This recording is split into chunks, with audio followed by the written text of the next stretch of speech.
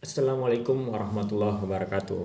Halo, kembali ke channel saya Erlangga Akbar. Sudah lama sekali nggak bikin konten seperti ini. Jadi kemarin cuman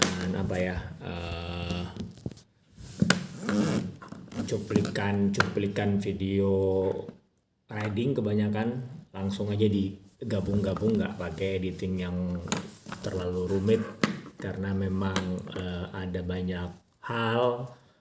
Pertama, eh, saya memang tidak terlalu jago buat ngedit, dan juga nggak mau bukan nggak mau belajar, pengen sih belajar, cuman memang sejago apapun ngedit itu butuh waktu yang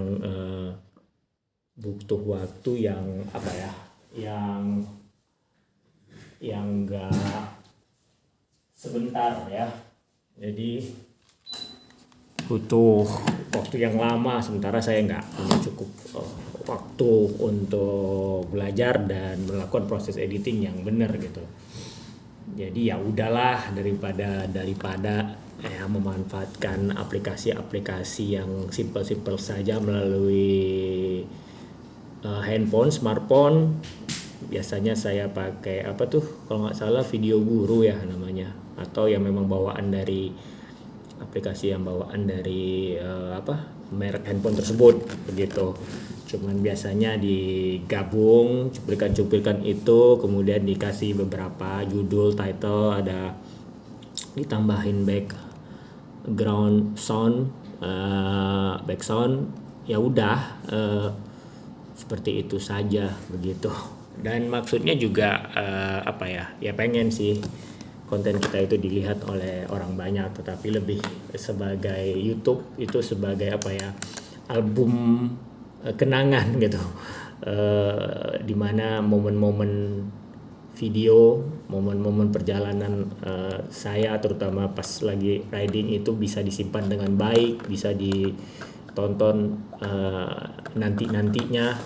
Ya syukur-syukur, mungkin nanti apakah nanti sekian puluh tahun kemudian YouTube ini masih ada, ya bisa ditonton oleh anak dan cucu. Begitulah kira-kira begitu. Soalnya kalau disimpan di laptop atau komputer, takutnya terhapus atau bagaimana seiring dengan waktu. Demikian cerita mengenai perkontenan duniawi. Selanjutnya jadi ini sekarang lagi bulan puasa, COVID naik, kemudian keluarlah aturan dilarang mudik. Saat ini saya juga sebenarnya tidak bisa mudik ataupun karena mendapat jadwal kerja piket tanda kutip di lapangan. Jadi ya sambil mengisi ini, contohnya lagi mengisi ngabuburit, mengisi waktu luang setelah seharian bekerja di kantor di lapangan, ya bikinlah konten ini. Seperti yang dulu-dulu juga begitu. Konten ini saya maksudkan juga untuk melatih berbicara public speaking gitu, supaya lebih lancar. Karena memang bisa karena terbiasa gitu. Kalau kita lama gitu tidak berbicara seperti ini, maka akan seperti karatan tersendat-sendat begitu. Rangkaian kata per kata itu akan menjadi berat begitu. Loading lama, mikir, habis ini ngobrol apa lagi ya, ngomong apa lagi ya, menggunakan kosakata apa, dan seterusnya begitu. Jadi tadi scrolling Instagram gitu kan, mau nonton TV juga lagi males begitu, waktu berbuka juga masih lumayan lama, udahlah bikin konten aja kayaknya. Kontennya juga nggak tahu nih jadinya seperti apa, yang penting saya sih bercerita aja begitu. Selain untuk berlatih public speaking gitu, berbicara ini juga bisa mengeluarkan unek-unek gitu. Ya memang ada etikanya juga, jangan sampai yang kita sampaikan itu adalah hal-hal yang yang kurang berkenan begitu, atau hanya sekedar keluh kesah yang nggak ada ujungnya gitu. Karena jadi manusia memang ya secara agama dan etika juga nggak boleh terlalu banyak mengeluh, malah perbesar rasa bersyukur begitu kan. Karena kalau ada persoalan atau memang harus dihadapi, itulah hidup begitu.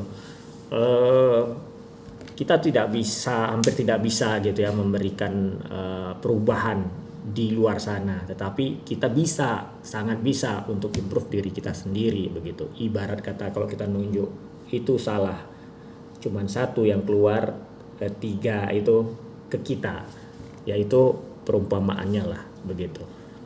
Misalnya apa ya, loh kok hidup saya gini-gini aja, saya nggak ada pekerjaan atau nggak ada job, atau karir saya kok mandek gitu, anak saya kok nakal begitu kan, kok rezeki saya kok seret. Nah, pertanyaan-pertanyaan itu sebenarnya kita yang punya jawabannya begitu.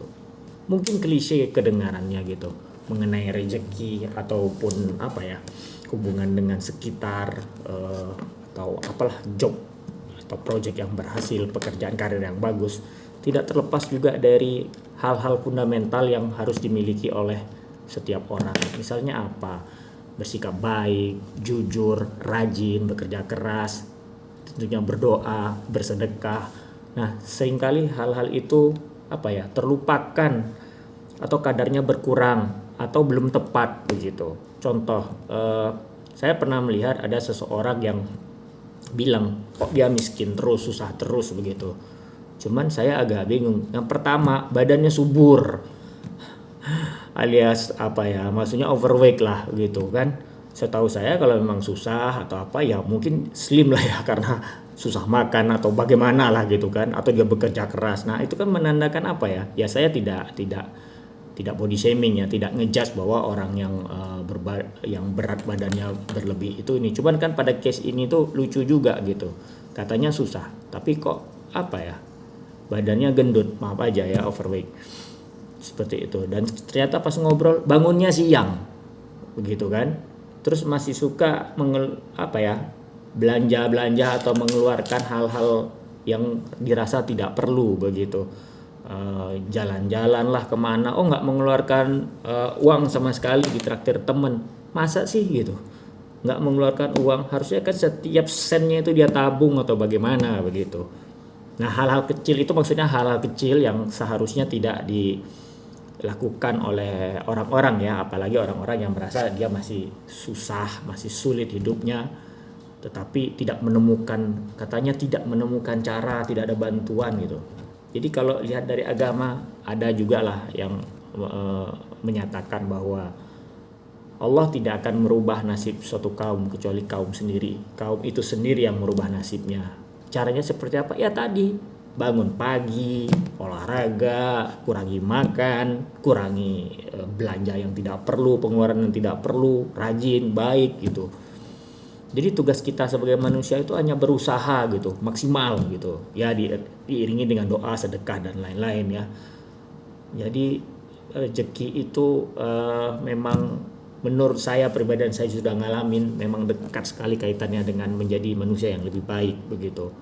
Oh, itu banyak Pak, Om, Bang, korupsi, koruptor, atau orang-orang yang jahat, preman, apalah, penjahat gitu kan, mendapatkan duit yang besar gitu, itu lain cerita. Cepat atau lambat mendapatkan harta yang tidak halal itu akan habis gitu. Percayalah, Allah akan ambil semuanya begitu. Sebaliknya, jika kita tetap ingat dengan sekitar gitu kan, mawas diri, bersyukur, Allah akan menambahkan rezeki itu. Minimal ya silahkan ya berlatih dulu dari hal kecil gitu. Rasa bersyukur itu akan menyebabkan kita tidak silau selalu lihat ke atas gitu kan. Jadi kita terlalu bersyukur gitu. Dapat sedikit disyukuri, dapat banyak apalagi begitu kan. Karena memang sometimes punya harta itu bukan hanya wah ini rezeki gitu. Itu juga ujian begitu. Banyak orang yang soleh, yang baik ketika dalam keadaan susah, tapi begitu dikasih harta, jabatan gitu kan, langsung melintir, langsung jadi manusia yang aneh gitu kan. Maksudnya jadi ya gak baik lagi lah dia gitu. Nah, kalau udah kayak gitu, harta buat apa gitu. Kita tuh kan gak selamanya hidup di dunia gitu. Kita makin tua, mati itu sesuatu yang pasti, begitu. Sorry, ini mungkin terpengaruh suasana puasa dan mau lebaran, jadi sedikit agak berceramah, tapi tidak begitu maksudnya. Saya sih tetap ya, maksudnya konteks semua pembicaraan saya lebih mengarah ke seputar bikers dan kehidupannya, begitu. Akhir-akhir ini alhamdulillah saya ada rezeki yang bisa membeli suatu motor yang mungkin diidamkan hampir oleh seluruh bikers, yaitu Harley Davidson. Tetapi pas saya beli, saya belum sempat coba karena saya harus piket di lapangan ini kan, seperti saya ceritakan di depan tadi. Konteksnya dengan cerita panjang tadi adalah, ya itulah, saya bersyukur, saya menikmati hidup saya, begitu. Saya coba juga, begitu kan. Semoga motor yang baru ini menjadikan saya bikers dan manusia yang lebih baik, begitu. Demikian yang dapat saya sampaikan. Sudah makin sore, mau siap-siap untuk berbuka. Terima kasih sudah mendengarkan, sudah melihat konten ini. Assalamualaikum warahmatullahi wabarakatuh.